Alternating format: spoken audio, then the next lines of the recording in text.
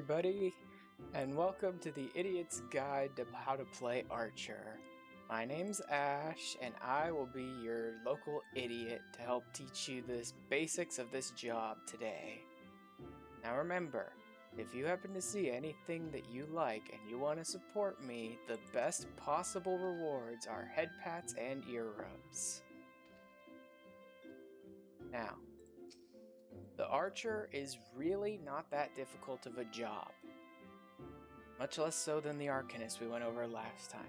You've got a buff, you've got some dots, you've got some basic attacks, a little oGCDs, a little heal, some useful things like that, and then you've got a couple of pieces of your toolkit that are very situational. The basics of the Archer are pretty simple. You've got a buff, so you're going to want to be keeping that up when you're fighting. You've got dots, so you're going to want to be keeping those dots on the enemies pretty much all the time. You can watch your bar again, will be up top probably by default, but you can watch how much time you've got left on your dots there. When they're down to about 3 to 5 seconds left, you should be reapplying them, provided you think the enemy will live long enough for them to be of use. Now, when you're fighting, you get your single target attack, you have a multi-target attack, an AoE attack, and then you have a situational one, and then you have an oGCD, an ability, one that's off the global cooldown, which can be used to weave. In general, you're going to want to keep your raging strikes up to keep your damage up, right? That's a 120-second recast, which is a little long, but not enough that you shouldn't be using it and trying to save it for the perfect moment. Just use it when it's up. It goes for 20 seconds, during which time you're going to want to be using your single target or AoE attack, depending on what situation you're in. If you're in a dungeon and you've got multiple enemies, you should be using Quick Knock. Now, one thing to remember is Quick Knock is a cone attack. It's not going to hit everyone. It's going to hit in a cone in front of you, so you may want to position yourself in such a way as to make it useful. Getting over there so you can hit the enemies behind them, or getting in such a way as when you shoot at this one, you'll catch the others on the side. It's a pretty big cone, but it's still just a cone. The other one is that every time you use your normal heavy shot, your single target attack, you have a 20% chance of triggering straight shot ready. I have it right here. You'll have it wherever you have your conditional buffs. As long as you have straight shot ready, you can use the straight shot. Now that's a normal weapon skill that's on the global cooldown, just like heavy shot is. So you're just going to be using that pretty much anytime it comes up, right? Anytime straight shot comes up, it's more damage than your heavy shot, so just use it interchangeably anytime it's up. The only other really important thing for you to remember is that you have an oGCD ability, which does damage. So while you're using your other abilities, you're going to want to weave this one in between your global cooldowns. Right? And it's not that long. It has 2 charges. It only takes 15 seconds to regenerate. So really just use that as often as it's coming up. Now the best way to be using all this stuff is if you have raging strikes up, and then you can, let me go ahead and let this bloodletter recharge for a second. So the ideal way for this is you get your dots up on the enemy and you have a full list of stuff ready to go. So you'll raging strike, and then you'll just start weaving your bloodletter into your normal attacks, using them up, all while you have Raging Strike going, right? You have 20 seconds to use Raging Strike. So during that time, you're going to want to get off as many heavy shots, straight shots, and bloodletters as you can so that you're getting the most damage out of them. Now, that's really about all there is to the moment-to-moment of fighting as an archer. So now let's just go over the more situational abilities that you get. You get Second Wind, which is a basic self-heal. It can be helpful. If you're solo, it can help a lot. If you're in a dungeon, the more you can do yourself to mitigate how much the healer needs to heal you, the better. So if your health's down, You've got second wind up, go ahead and pop it. The other ones you get are repelling shot. This one is very good when the enemy's going to do an AoE or something and you don't have sprint, or you don't think you'll get out in time, or for whatever reason, you can hit repelling shot and just get out of there. There's something important that really should be noted for pretty much anyone playing any ranged class.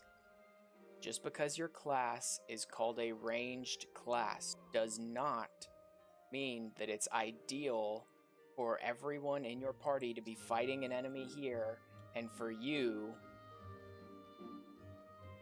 to be fighting it from over here. Alright? That's your range right there. That's the maximum range you've got that you can fight from. That does not mean you should be fighting from this range every time. It's true, if you're closer to the enemy, you're going to have to worry more about enemy mechanics and avoiding AoEs and getting out of the way and stuff like that. But the benefits of staying closer to the enemy is that when you've got healers in your group, healers might be using AoE heals that'll heal themselves and anyone around them in a certain range. So if the enemy is using some big area clear type attack that's just going to hit all of you no matter where you are, how far away you think you are, you're still going to take damage. And then the healer goes to use their AoE heal to bring everybody back up, and you're standing 1.5 miles away, you're not going to get healed. And you're just going to make the healer have to work harder to try and help you. So even though you're a ranged attacker, it really doesn't hurt to get closer.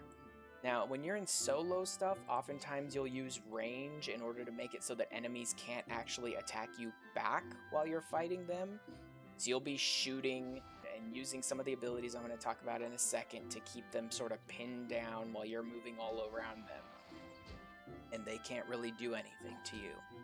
But when you're in content with other people, it's a tank's job to keep the enemy's enmity off of you. For the most part, the enemies aren't supposed to be really paying attention to you and trying to attack you anyway, so you don't need to worry about running far away and trying to lead them around in circles and all that. In fact, in party content, if an enemy does aggro onto you, rather than trying to run them around in a circle all over the place, don't do that, because it's just going to make the tank's job harder. Instead, just try and lead the enemy back to where the tank is already at fighting other enemies so that he can take the enemy off of you. Now, for the more situational stuff beyond that, you have Peloton. Peloton's an interesting one. It's you, and it's a big AoE around you. And all it is it's kind of like sprint. It increases your movement speed. There it is. 30 seconds, you get your movement speed up, and it recharges very fast, so you can pretty much keep it up all the time, except that you cannot have it up during battle, right? But otherwise, it's very useful for you and everyone around you. So when you and your party are moving between content, and you're trying to move fast, or even just in general, keep Peloton up pretty much all the time, right? One enemy pull ends and you guys are moving deeper into the dungeon, pop Peloton up if it's not on. Just keep your party going quickly. Beyond that, we have our more situational skills. Pretty much everything about the archer is designed to keep enemies sort of pinned down so they can't hit you. Now, in a dungeon, a lot of these aren't going to have as much effect, but that doesn't mean they're useless. The first is leg graze. This inflicts a target with heavy, which is a status effect that slows them down and makes it so they can't move as fast. Now that one does have some use in party content, right? For any reason you and your party are trying to get away or do something and an enemy is on you and you just don't want them to be bothering you, hit them with leg graze and just keep going. The problem with foot graze. Foot graze will bind a target in place, meaning they can't move at all. You notice it also canceled my auto attack, because the problem is if you bind a target and then you hit them, the bind wears off. If you attack a target that's bound, then the bind will immediately wear off as soon as they take damage, right? That's why it's not as useful in party content. Bind is great if you want to pin an enemy down and just get out of there, or fall back and maybe use second wind and get back into the fight. Whatever is fine, but in party content not so much, because pretty much the second you use foot graze, someone else will undoubtedly hit the enemy and your bind will be useless anyway. But solo it can be useful.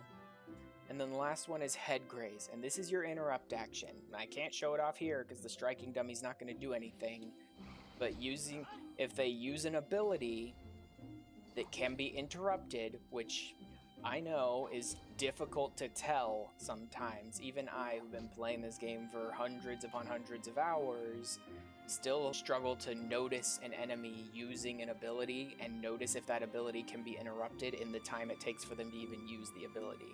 I don't use this very much. Maybe you'll be a lot better at it than I am. But if you notice an enemy is using an ability and it's an interruptible ability, then you can just pop head graze and just stop them from using it. And that pretty much covers the entire kit for an archer. Really, that's about all there is to know for an archer. If you can keep up with all that stuff we just covered today, you're already doing great. So hopefully you have found this informative, and I will see you guys next time with the next class. Bye-bye.